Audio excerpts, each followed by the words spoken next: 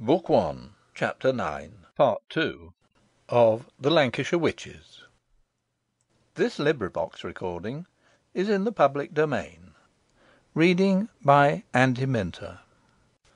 The Lancashire Witches, A Romance of Pendle Forest, by William Harrison Ainsworth.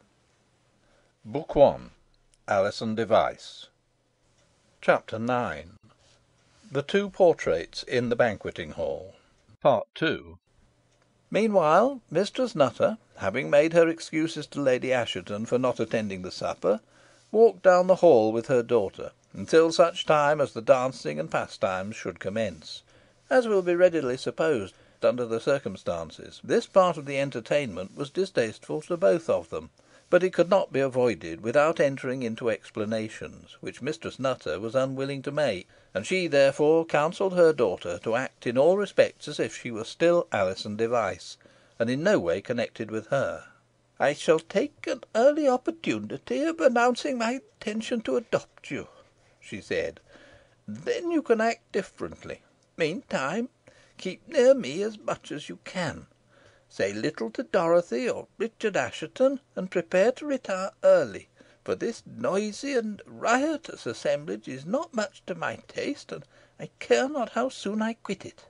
Alizon assented to what was said, and stole a timid glance towards Richard and Dorothy, but the latter, who alone perceived it, instantly averted her head, in such a way as to make it evident she wished to shun her regards. Slight as it was, this circumstance occasioned Alizon much pain, for she could not conceive how she had offended her new made friend, and it was some relief to encounter a party of acquaintances who had risen from the lower table at her approach, though they did not presume to address her while she was with Mistress Nutter, but waited respectfully at a little distance. Alizon, however, flew towards them. "Ah, Susan! Ah, Nancy!" she cried, taking the hand of each. "How glad I am to see you here, and you too, Lawrence Blackrod, and you, Phil Rawson, and you also, good Master Harrop. How happy you all look!" "And wi' reason, sweet Alizon," replied Blackrod; "boh we begin to be afeared we'n lost you, and that would ha' been a sore mishap, to lose our May Queen, and the prettiest May Queen as ever danced in this hall, or any other in Lancashire." "We ha' drunk your health, sweet Alizon," added Phil, "and wishin' you may be as happy as you deserve, with the man o' your heart, if any such lucky chap there be." Thank you both," replied Alizon, blushing; "and in return I cannot wish you better fortune, Philip, than to be united with the good girl near you, for I know her kindly disposition so well that I am sure she will make you happy." "I'm satisfied on't myself," replied Rawson, "and I hope ere long she'll be missus of a little cottage i' Bowland Forest, and that you'll pay us a visit, Alizon, and see and judge for yourself how happy we be. Nance will make a rare forester's wife." "Not a bit better than my Sukey," cried Lawrence Blackrod. "You shanna get the start of me, Phil, for by the mess, the very same day as I see you wedded to Nancy Holt, shall find me united to Sukey Worseley. And so, Alizon, we have two cottages in Bowland Forest to visit instead of one." "And well pleased I shall be to visit them both," she rejoined. At this moment Mistress Nutter came up. "My good friends," she said, "as you appear to take so much interest in Alizon, you may be glad to learn that it is my intention to adopt her as a daughter, having no child of my own, and that though her position henceforth will be very different from what it has been, I am sure she will never forget her old friends." "Never, indeed, never!" cried Alizon, earnestly. "This is good news, indeed," cried Sampson Harrop, joyfully, while the others shared in his exclamation. "We all rejoice in Alizon's good fortune, and think she richly deserves it. For my own part, I was always sure she would have rare luck, but I did not expect such luck as this." "What's to become of me?" cried Jennet, coming from behind a chair where she had hitherto concealed herself. "I will always take care of you," replied Alizon, stooping and kissing her. "Do not promise more than you may be able to perform, Alizon," observed Mistress Nutter, coldly, and regarding the little girl with a look of disgust. "An ill favoured little creature with the Demdike eyes." "And as ill tempered as she is ill favoured," replied Sampson Harrop; "and though she cannot help being ugly, she might help being malicious." Jennet gave him a bitter look. "You do her injustice, Master Harrop," said Alizon. "Poor little Jennet is quick tempered, but not malevolent." "Ey con hate weel if ey conna love," replied Jennet, "an con recollect injuries if ey forget kindnesses. Boh dunna trouble yourself about me, sister. Ey dunna envy you your luck. Ey dunna want to be adopted by a grand dame. Ey'm content as ey am. Boh arna ye getting on rayther too fast, lass? Mother's consent has to be axed, ey suppose, afore you leave her." "There is little fear of her refusal," observed Mistress Nutter.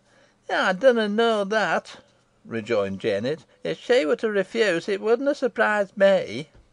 "Nothing spiteful she could do would surprise me," remarked Harrop. "But how are you likely to know what your mother will think and do, you forward little hussy?" "I judge fro circumstances," replied the little girl. "Mother has often said she conna weel spare Alizon, and Mistress Nutter may know that she can be very obstinate when she takes a whim into her head." "I do know it," replied Mistress Nutter; "and from my experience of her temper in former days, I should be loth to have you near me, who seem to inherit her obstinacy." "Wi' such misgivings, ey wonder you wish to take Alizon, madam," said Jennet, "for she's as much of her mother about her as me, only she dunna choose to show it." "Peace, thou mischievous urchin," cried Mistress Nutter, losing all patience. "Shall I take her away?" said Harrop, seizing her hand. "Ay, do," said Mistress Nutter. "No, no, let her stay," cried Alizon, quickly. "I shall be miserable if she goes." "Oh, ey'm quite ready to go," said Jennet, "for I care little for such sights as this. But afore I leave, I would fain say a few words to Mr. Potts, whom I see yonder." "What can you want with him, Jennet?" cried Alizon, in surprise. "Only to tell him what brother Jem is gone to Pendle for to neet," replied the little girl, with a significant and malicious look at Mistress Nutter. "Ha!"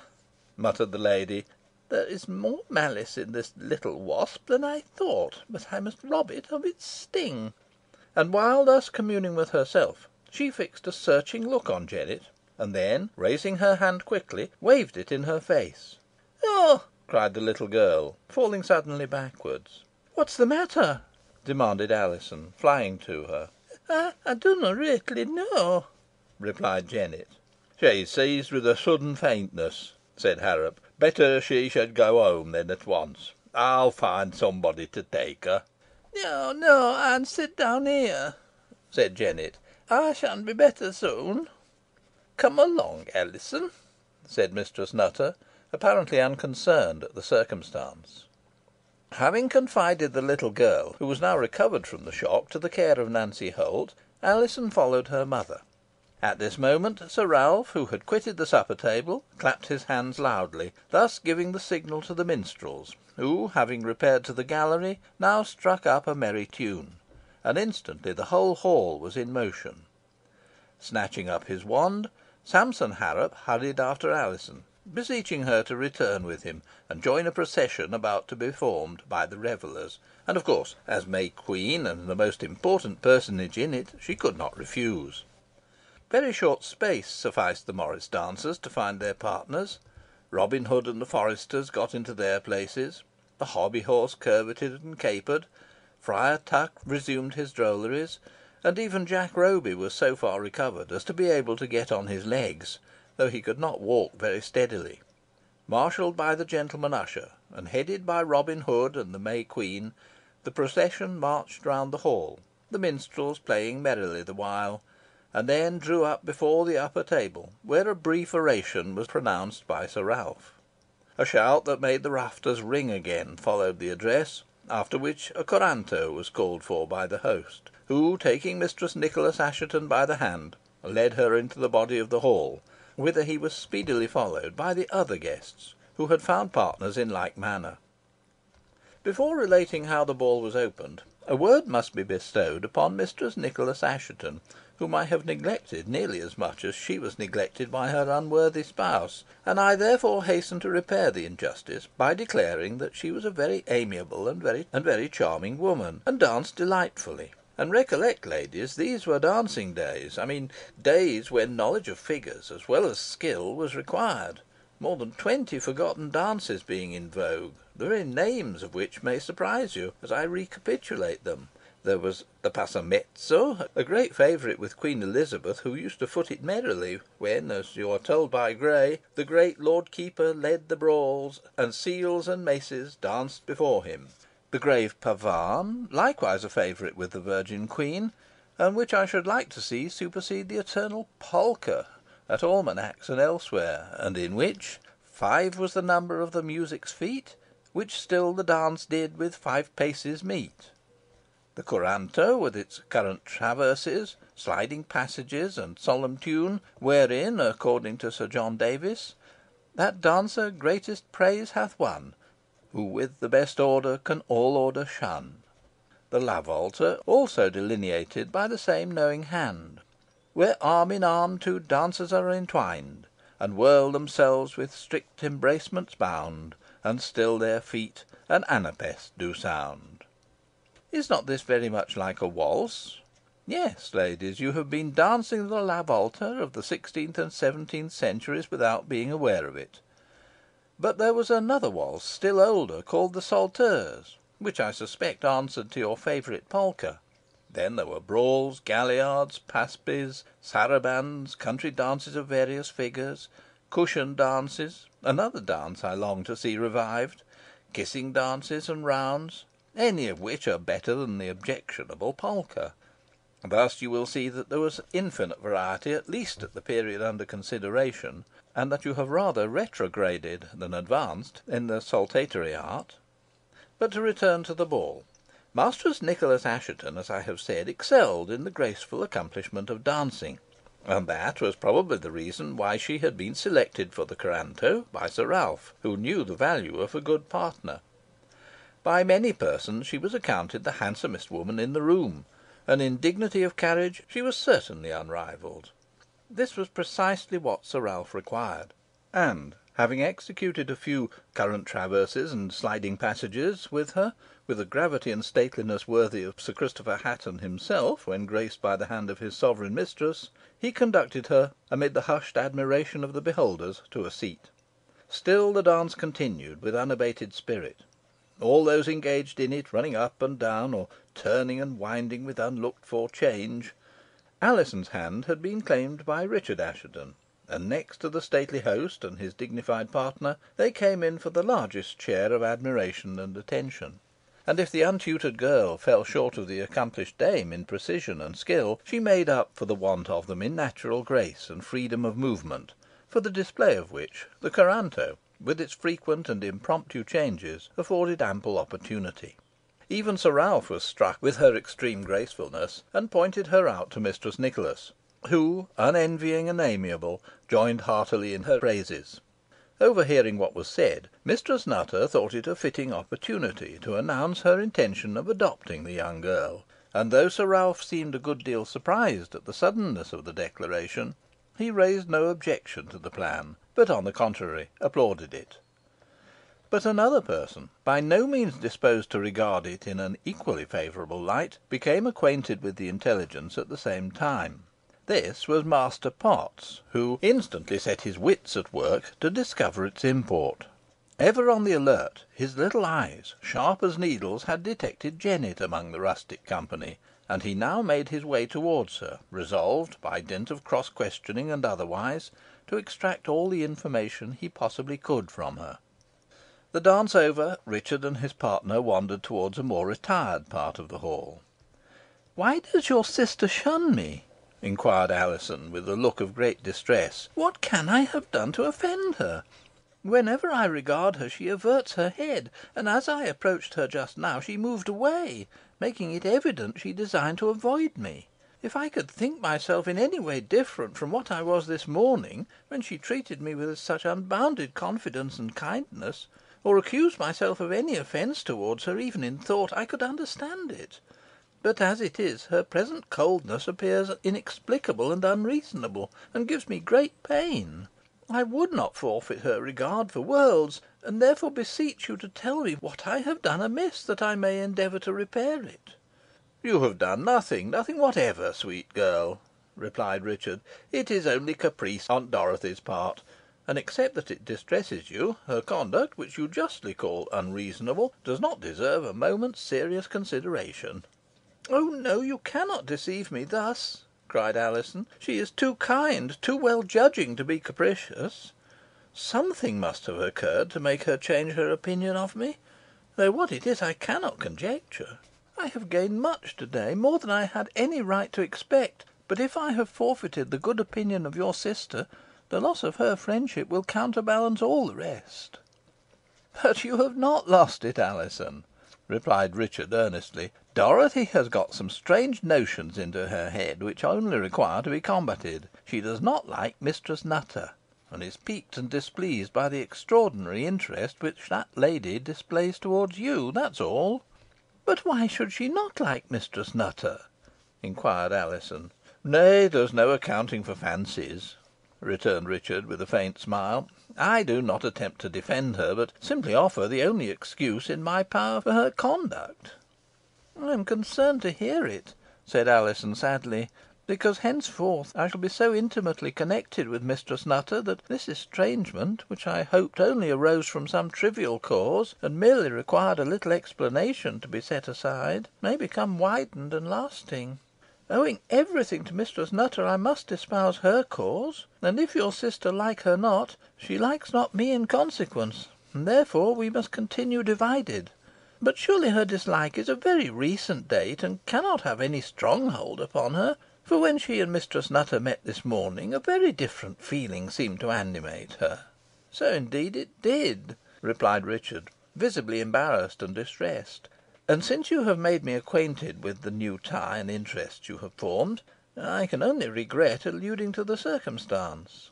"That you may not misunderstand me," said Alizon, "I will explain the extent of my obligations to Mistress Nutter, and then you will perceive how much I am bounden to her.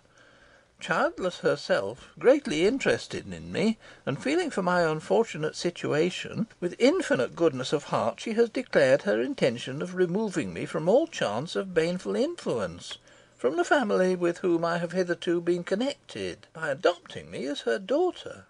I should indeed rejoice at this," said Richard, "were it not that—" and he stopped, gazing anxiously at her. "Were not what?" cried Alizon, alarmed by his looks. "What do you mean?" "Do not press me further," he rejoined.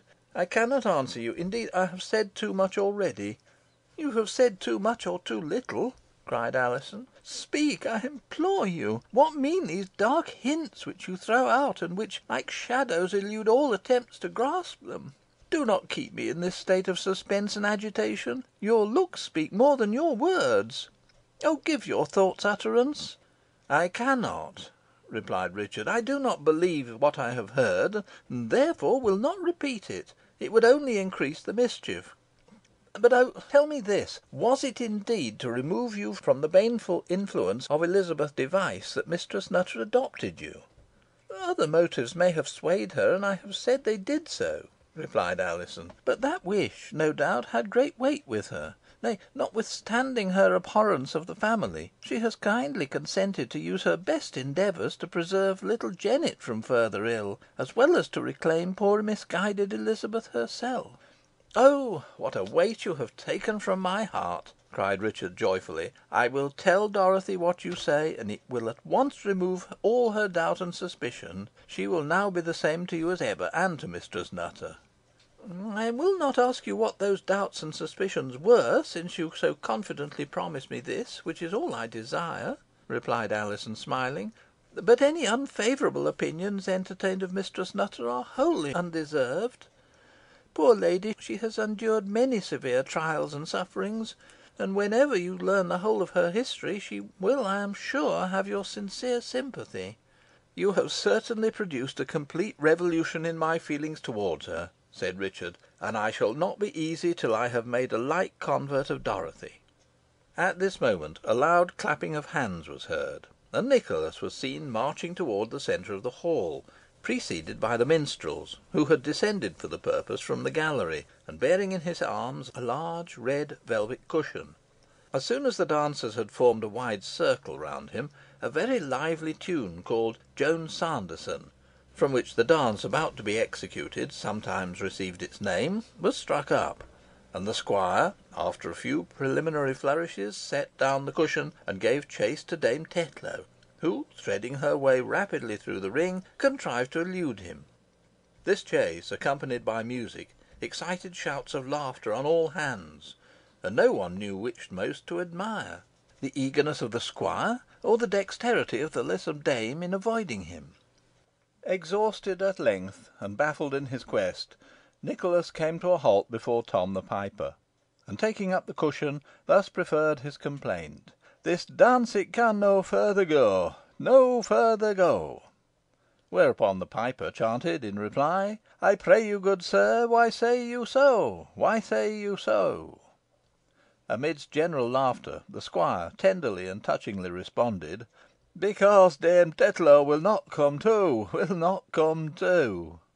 Whereupon Tom the piper, waxing furious, blew a shrill whistle, accompanied by an encouraging rattle of the tambourine, and, enforcing the mandate by 2 or 3 energetic stamps on the floor, delivered himself in this fashion: "She must come to, and she shall come to, and she must come whether she will or no." Upon this, 2 of the prettiest female morris dancers, taking each a hand of the blushing and overheated Dame Tetlow, for she had found the chase rather warm work, led her forward, while the squire, advancing very gallantly, placed the cushion upon the ground before her, and, as she knelt down upon it, bestowed a smacking kiss upon her lips. This ceremony being performed amid much tittering and flustering, accompanied by many knowing looks and some expressed wishes among the swains, who hoped that their turn might come next, Dame Tetlow arose, and, the squire seizing her hand, they began to whisk round in a sort of jig, singing merrily as they danced: "Prinkum prankum is a fine dance, and we shall dance it once again, and we shall dance it once again."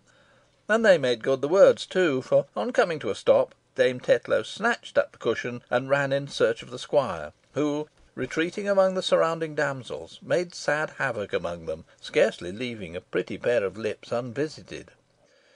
Oh, Nicholas, Nicholas, I am thoroughly ashamed of you, and regret becoming your historian. You get me into an infinitude of scrapes, but there is a rod in pickle for you, sir, which shall be used with good effect presently."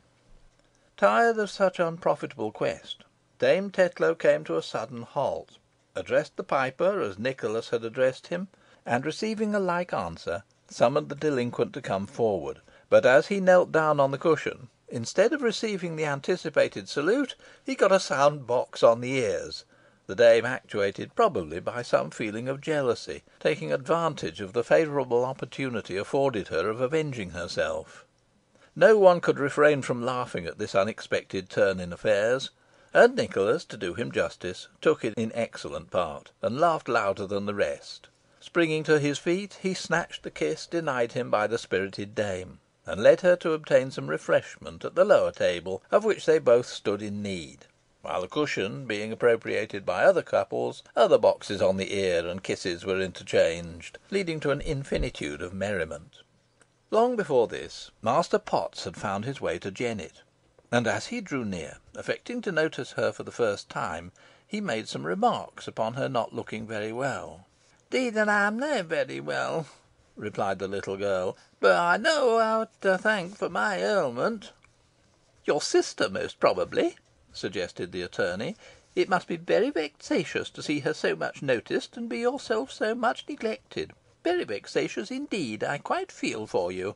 "Ey dunna want your feeling," replied Jennet, nettled by the remark; "boh it wasna my sister as made me ill." "Who was it then, my little dear?" said Potts. "Dunna 'dear' me," retorted Jennet.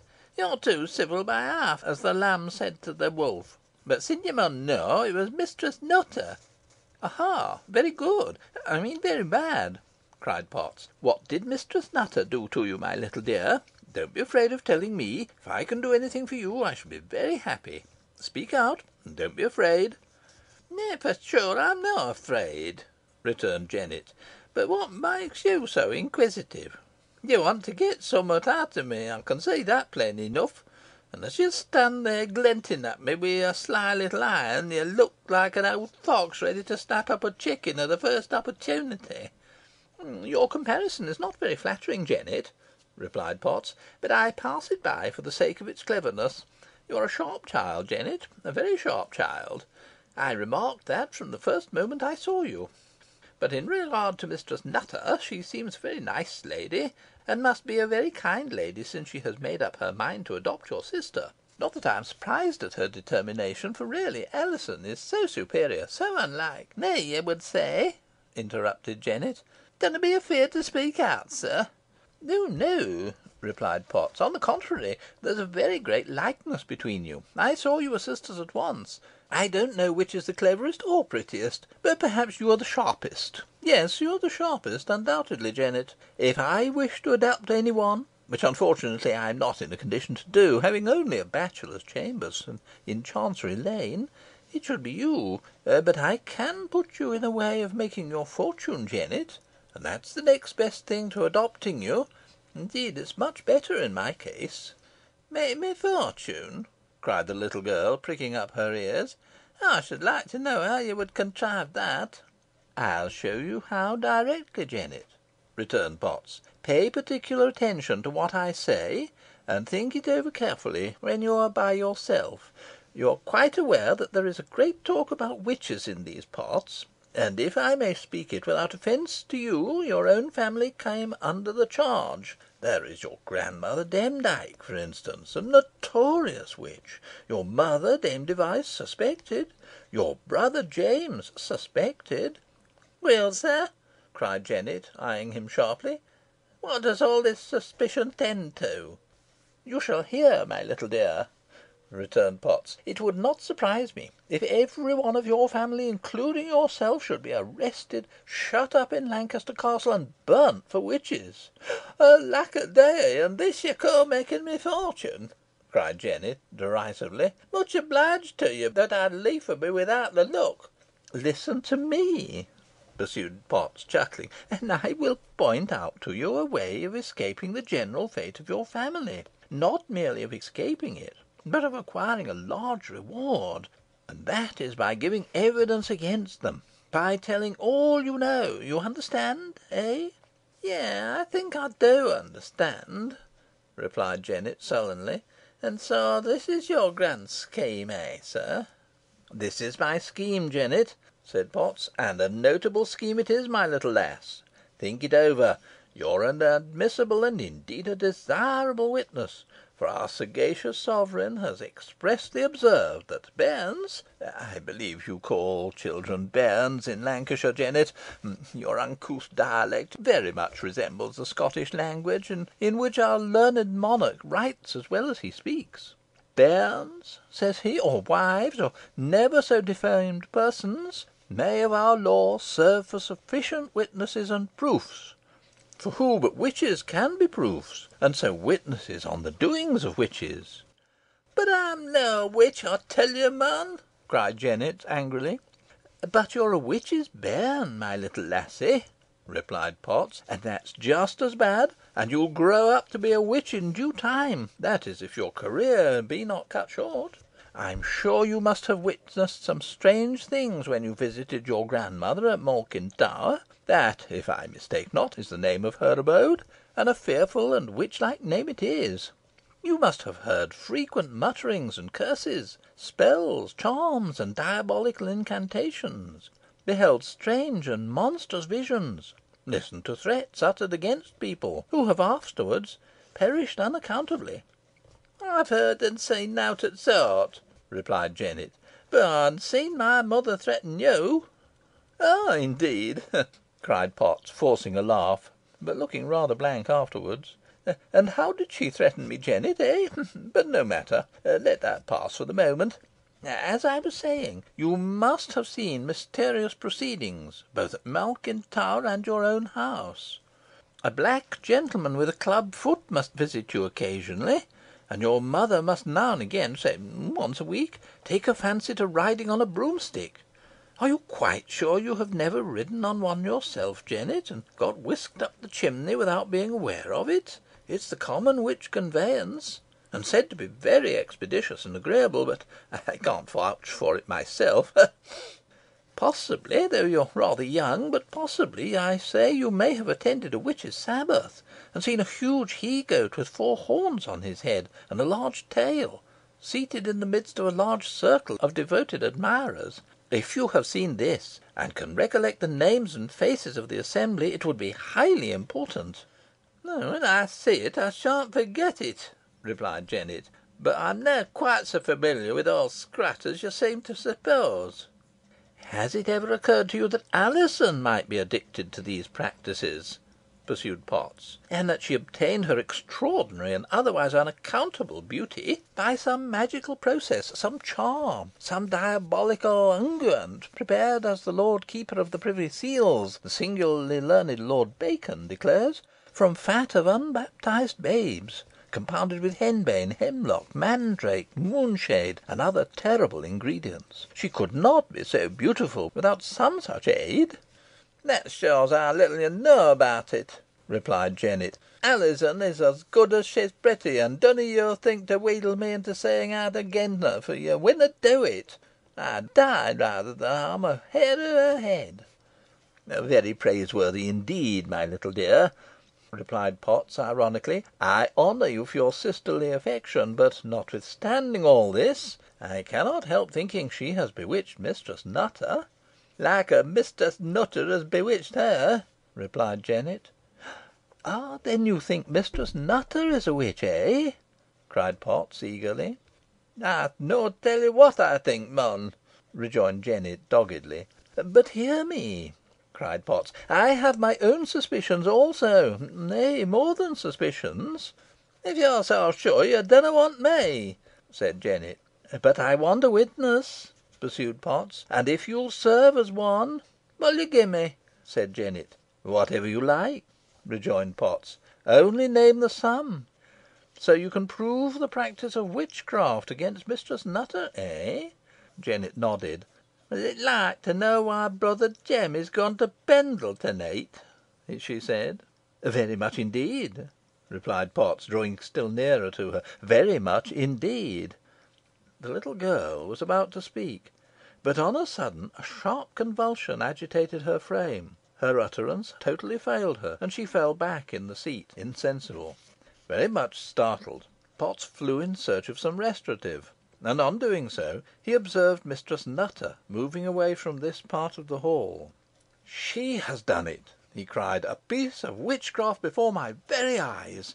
Has she killed the child? No, she breathes, and her pulse beats, though faintly. She is only in a swoon, but a deep and death-like one. It would be useless to attempt to revive her. She must come to in her own way, or at the pleasure of the wicked woman who has thrown her into this condition. I have now an assured witness in this girl, but I must keep watch upon Mistress Nutter's further movements." And he walked cautiously after her. As Richard had anticipated, his explanation was perfectly satisfactory to Dorothy, and the young lady, who had suffered greatly from the restraint she had imposed upon herself, flew to Alizon, and poured forth excuses which were as readily accepted as they were freely made. They were instantly as great friends as before, and their brief estrangement only seemed to make them dearer to each other. Dorothy could not forgive herself, and Alizon assured her that there was nothing to be forgiven, and so they took hands upon it, and promised to forget all that had passed. Richard stood by, delighted with the change, and wrapt in the contemplation of the object of his love, who, thus engaged, seemed to him more beautiful than he had ever beheld her.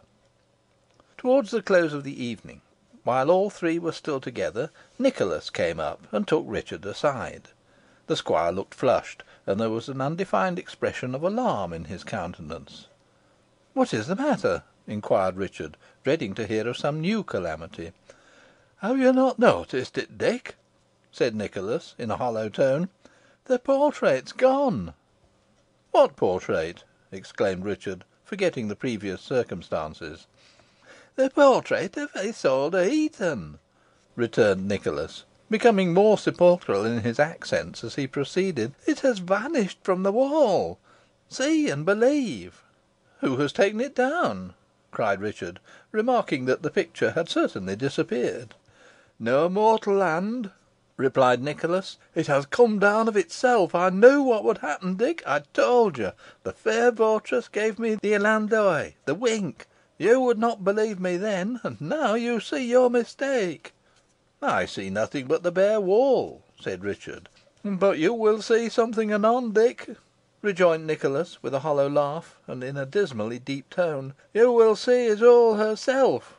I was foolhardy enough to invite her to dance the brawl with me.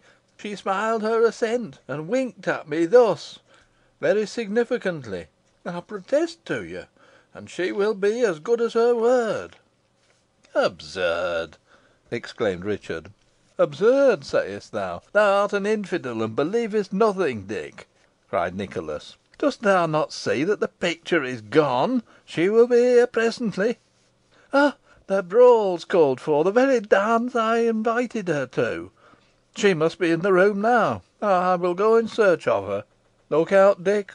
Thou wilt behold a sight presently shall make thine hair stand on end." And he moved away with a rapid but uncertain step. "The potent wine has confused his brain," said Richard. "I must see that no mischance befalls him." And, waving his hand to his sister, he followed the squire, who moved on, staring inquisitively into the countenance of every pretty damsel he encountered. Time had flown fleetly with Dorothy and Alizon, who, accompanied with each other, had taken little note of its progress, and were surprised to find how quickly the hours had gone by. Meanwhile, several dances had been performed. A Morisco, in which all the May Day revellers took part, with the exception of the Queen herself, who, notwithstanding the united treaties of Robin Hood and her gentleman usher, could not be prevailed upon to join it. A Trenchmore, a sort of long country dance, extending from top to bottom of the hall, and in which the whole of the rustics stood up.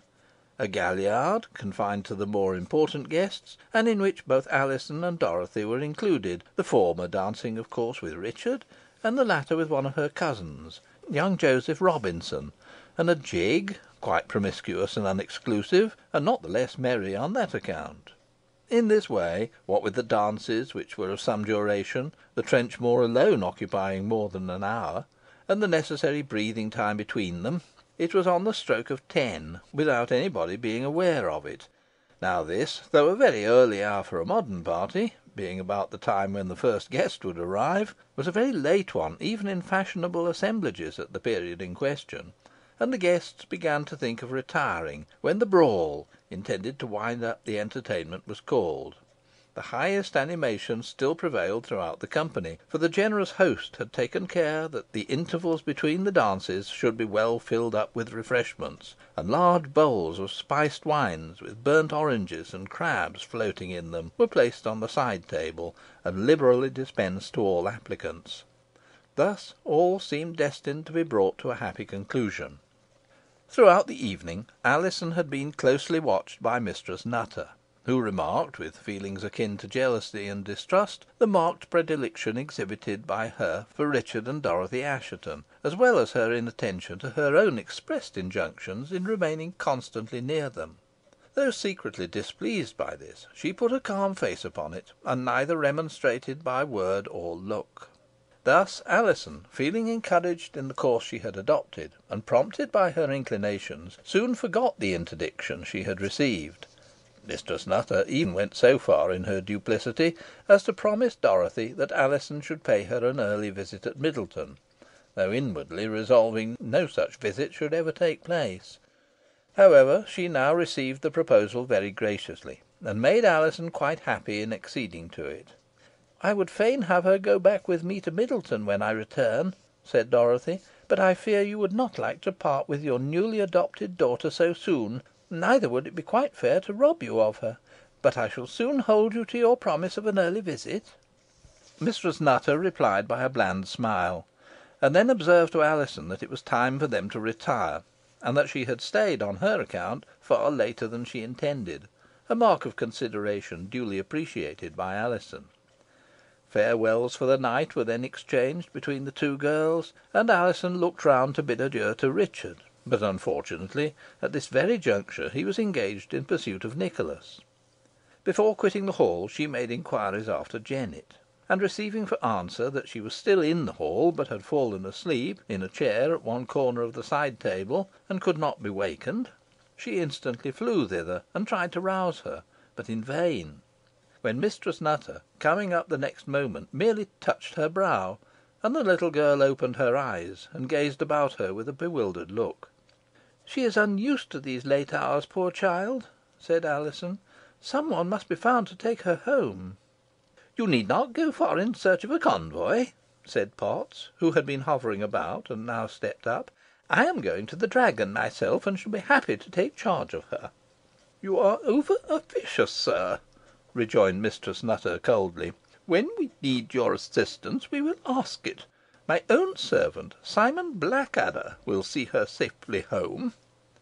And at a sign from her, a tall fellow, with a dark scowling countenance, came from among the other serving men, and receiving his instructions from his mistress, seized Jennet's hand and strode off with her.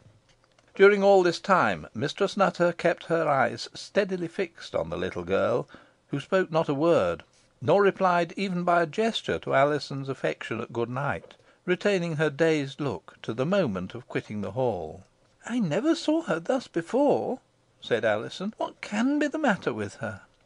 "I think I could tell you," rejoined Potts, glancing maliciously and significantly at Mistress Nutter. The lady darted an ireful and piercing look at him, which seemed to produce much the same consequences as those experienced by Jennet, for his visage instantly elongated, and he sank back in a chair. "Oh dear!"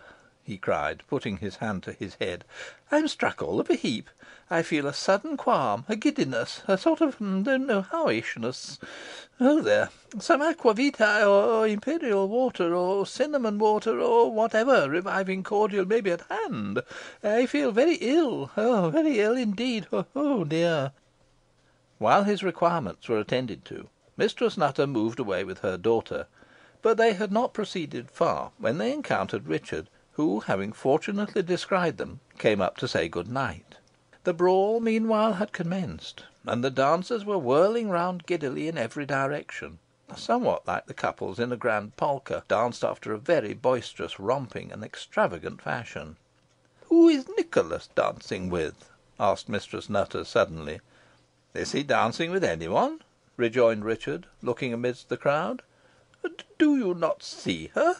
said Mistress Nutter. "A very beautiful woman, with flashing eyes. They move so quickly that I can scarce discern her features, but she is habited like a nun." "Like a nun!" cried Richard, his blood growing chill in his veins. "'Tis she indeed, then. Where is he?" "Yonder, whirling madly round," replied Mistress Nutter. "I see him now," said Richard, "but he is alone.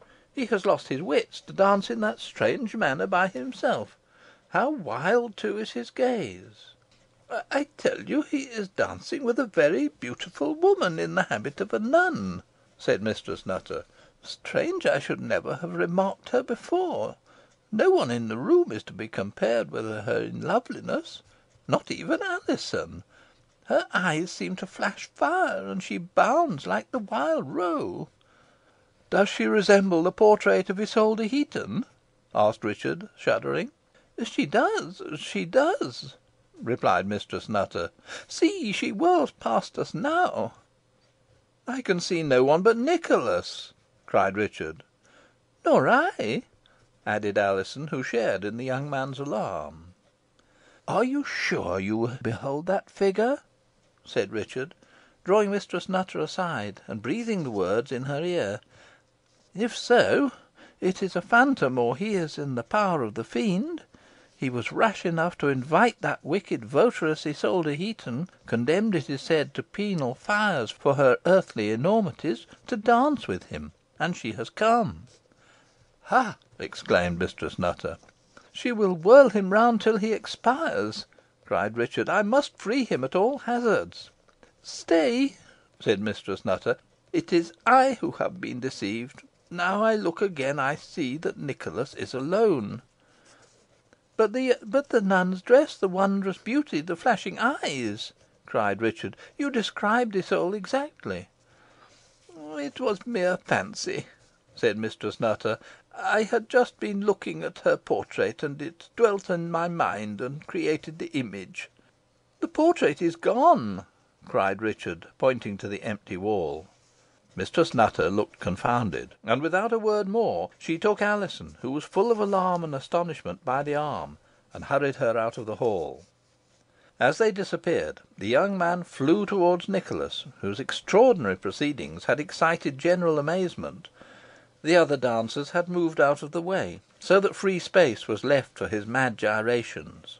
Greatly scandalised by the exhibition, which he looked upon as the effect of intoxication, Sir Ralph called loudly to him to stop, but he paid no attention to the summons, but whirled on with momently increased velocity, oversetting old Adam Whitworth, Gregory, and Dickon, who severally ventured to place themselves in his path to enforce their master's injunctions, until at last, just as Richard reached him, he uttered a loud cry, and fell to the ground insensible. By Sir Ralph's command he was instantly lifted up and transported to his own chamber. This unexpected and extraordinary incident put an end to the ball, and the whole of the guests, after taking a respectful and grateful leave of the host, departed, not in most admired disorder, but full of wonder.